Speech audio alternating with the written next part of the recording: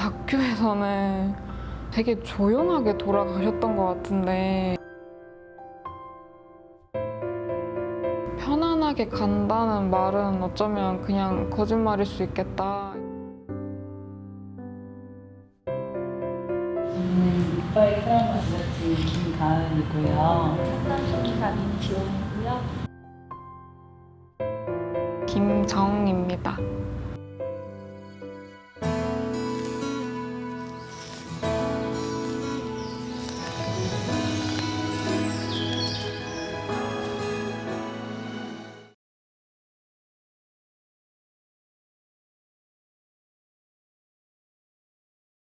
전업주부셨는데 어떨 때는 억척스럽고 어떨 때는 되게 능청맞은 그런, 저나 언니가 아프면은 약간 밤새 머리맡에서 이렇게 비셨어요.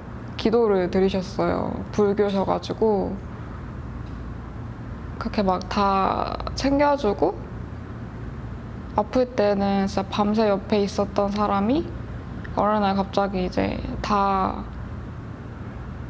싫어하고, 중3이거나 아니면 고등학교 올라갔을 무렵이었을 거예요. 그때 제가 보충 수업을 마치고 이제 집으로 돌아왔는데 엄마가 어딨지? 하고 안방 문을 열었는데 엄마가 그때 딱 바닥에 엎드려서 좀 고통스러워하고 계셨어요.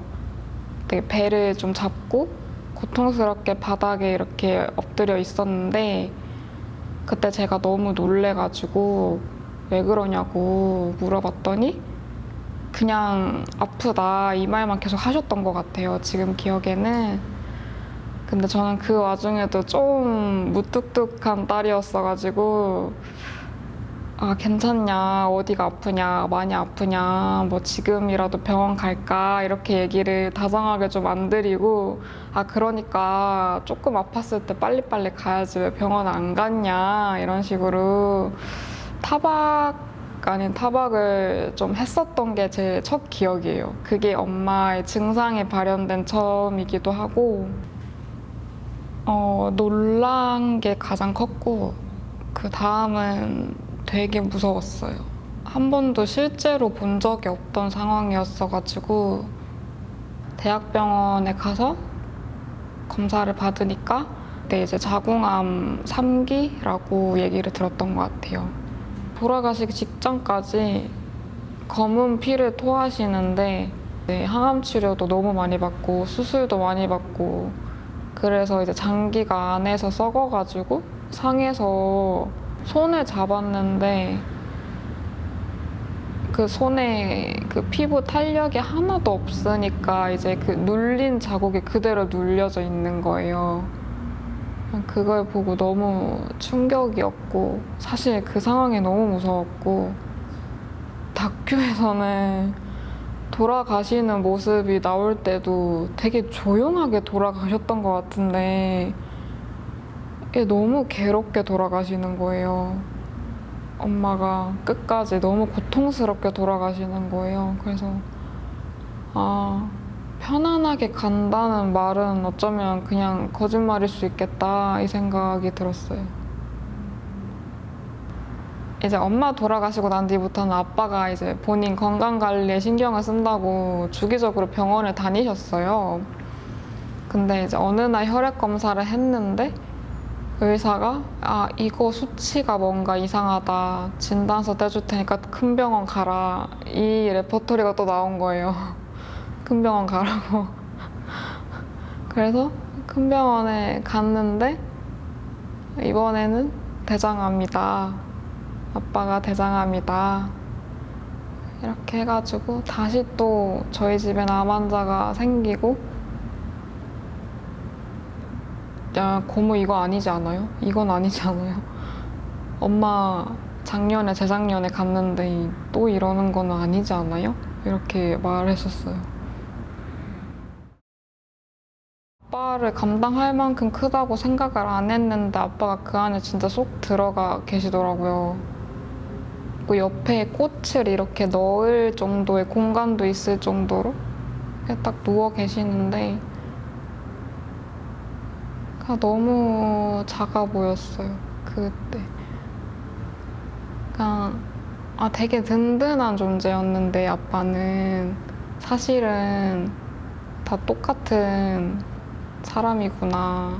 다 똑같은 죽음을 맞이하는구나. 그 TV에 나오는 분들 사례 같은 경우에는 원래도 화목하셨고 그러다가 이제 환자가 생겨서 그럼에도 우리는 사랑으로 이겨내겠다 하고 이제 끝까지 사랑을 지켜내는 그런 모습이었다면은 저희 집은 애초에 부모님 사이가 좋진 않으셨거든요. 근데 그 와중에 엄마가 아프기 시작하니까 집안 분위기 자체가 그냥 너무 냉랭했어요. 그래서 제가 생각했던 거랑 많이 달랐어요. 다큐랑은. 사실 한창 사춘기였어가지고 솔직히는 심한 말로 하면 좀 지긋지긋하다는 생각도 들었고 왜 아파서 이렇게 만드나. 다른 친구들 부모님은 젊고 건강한데 왜 우리 집은 사이도 안 좋은 데다가 건강도 안 좋고 이럴 거면 나는 왜 이 집에 태어났나 하고 좀 원망을 많이 했던 것 같아요.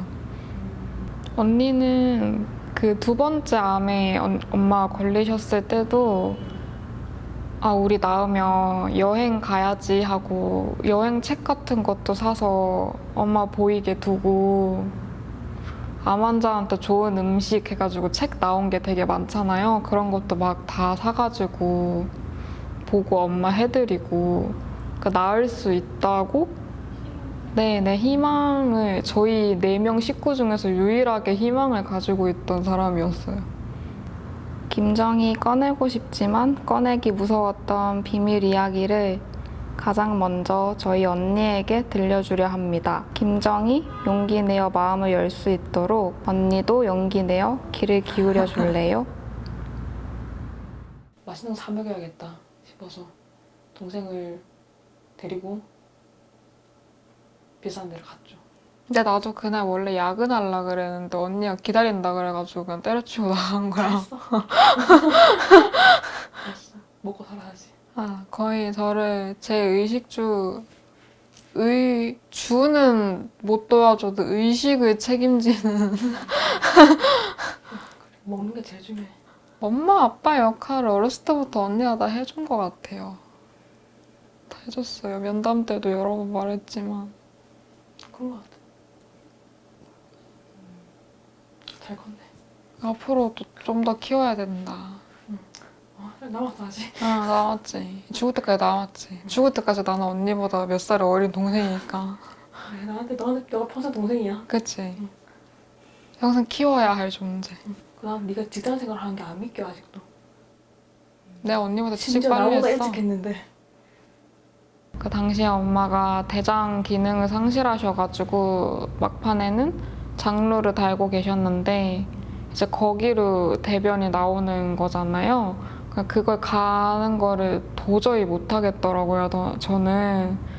근데 언니는 그냥 스스럼 없이 교육을 병원에서 해주는 거 듣고 와서 혼자 다 하고 다 닦고 엄마 신경질 내는 것도 그냥 그치 엄마 내가 잘못했지 내가 잘못해서 엄마가 많이 아프구나 이렇게 얘기를 하면서 진짜 그렇게 간병을 했었어요 끝까지. 이걸 보는 김정민 마음은 좀 어땠을까요? 저 모습이 정상인데 나는 비정상인갑다. 그 장루를 갈고 하는 그 행위 자체가 사실은 죽음 문턱으로 가는 엄마를 지켜보는 거잖아요. 근데 그거를 마주하는 게 굉장히 무서웠을 것 같고 그거를 하고 안 하고의 의미가 사실 비위가 약해서일 수도 있지만 죽음에 대한 두려움으로부터 좀 나를 거리두고 보호하는 그런 방식이 아니었을까 하는 생각도 하거든요. 좀 어떻게 보실까요? 근데 당시에 장로 다셨을 때가 이미 이제 시한부 판정을 받으셨을 때였거든요. 근데 지금 이게 다 무슨 소용일까? 그 무력감이 많이 들고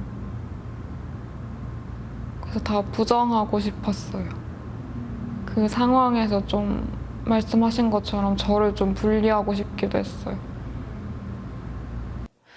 엄마가 편찮으실 때 누워 계시니까 제가 대신 청소를 했어요. 그때 뭐 저희 집에 뭐 밀걸레나 이런 게 있지 않았어가지고 그냥 바닥에 엎드려서 기어다니면서 그냥 바닥 닦고 있었는데 이렇게. 근데 그걸 보고 아빠가 화를 내시더라고요. 그게 꼭 지금 해야 되냐고. 지금 하면 안 되는 이유에 대해서는 말을 하지 않았어요, 아빠가.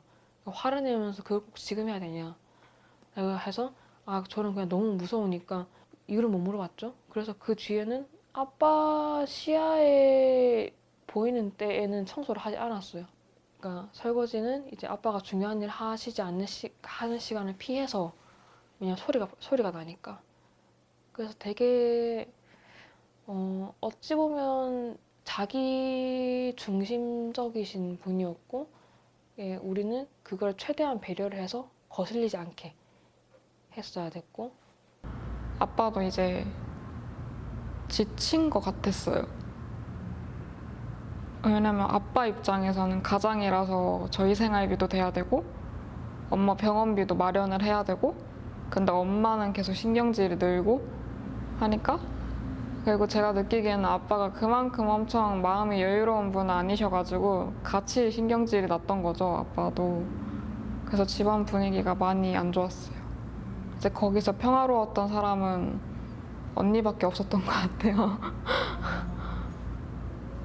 두 분이 유일하게 평화로울 때가 저희가 뭔가 기념할 만한 일이 생기면 돼지갈비집을 갔었거든요. 아, 맞아. 그때는 유일하게 엄마 아빠가 안 싸웠어요. 밥 먹을 때도 똑같이 밥상머리인데 그때 안 싸우고 그땐 아빠도 기분이 꽤 업돼 있는 상태여가지고 어떤 걸 기념하는 자리였어요? 보통은 이제 누가 상 받거나 1등 했거나 졸업하거나 수능을 끝났거나 생일이거나 네, 생일이거나 행복했죠. 일단 가족들이 다 같이 외출을 한다는 거고 화기애애한 상태로. 항상 들었던 생각은 엄마 아빠는 이제 서로를 더 힘들게 하는 사람들이었다. 그러니까 각자 따로 살았으면 좋았을 사람들이 결혼이라는 걸로 묶여서 같이 살게 되면서 너무 트러블이 많았고 아마 그 과정에서 각자 병을 얻었을 거라고 저는 생각을 하고 있고. 엄마 아빠는 다 각방을 쓰셨거든요. 이미 어렸을 때부터 밤에 소리 지르면서 싸우시는데 저랑 언니랑 그때 뭐 기껏해야 초등학생, 중학생 이 정도 됐을 거거든요. 당시에 MP3에 듣는 이어폰이 하나가 있었어요. 근데 밖에서 엄마 아빠가 너무 소리 지르고 밤에 싸우니까 언니가 이어폰 한쪽을 주면서 들을래? 이렇게 말해가지고 같이 꽂고 소리를 어떻게 최대한 키워가지고 최대한 안 들으려고 하면서 겨우 잠들었던 그런 기억도 있어요. 그전에는 부모님한테 원망이라는 감정을 약간 속으로만 가지고 있고 그걸 밖으로 말을 못했던 것 같은데 저번에 상담 받고 하면서 그때 배운 것 같아. 엄마 아빠한테 원망하는 방법을. 응. 그랬던 것 같아. 저 처음 들어요. 사실 울진 않을 테요. 그래서 그때 배운 것 중에 하나가 원망하는 방법이랑 다 지나고 보니까 아쉽더라고. 왜냐면 내가 엄마 아빠 살아계실 때는 투정을 안 부렸어. 순종적인 장녀였는데 그걸 돌아가시고 나서야 이제 배운 거지. 원망하고 투정을 부리고 하는 그런 감정을 바꿔내보내는 걸. 그 상담 거치면서 배웠던 게 그건 것 같아. 엄마 아빠의 고민과 걱정은 그냥 엄마 아빠의 고민과 걱정이었다. 지나고 나서 보니까 그럴 필요가 없었던 거지. 나 안 보던 사이에 거의 다른 사람이 됐는데요. 언니가. 왜냐면 이게 엄마 아빠가 살아 계셨으면 내가 이렇게 변화한 거를 너가 느꼈을 텐데, 왜냐면 엄마 아빠한테 내가 내 할 말 하고 이랬을 테니까. 그치.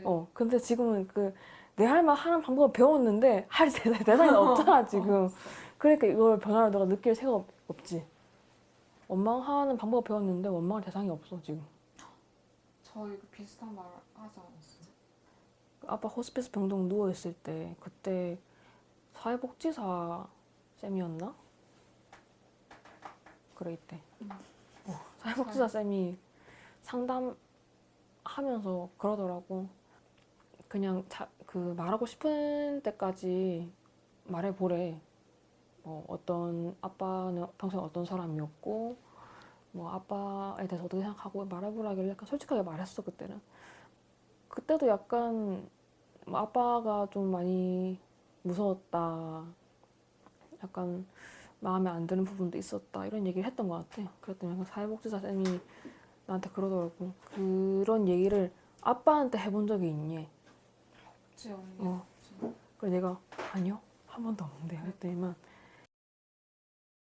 근데 지금 나를 이렇게 좋아해주는 동생이라는 게 너무 고맙고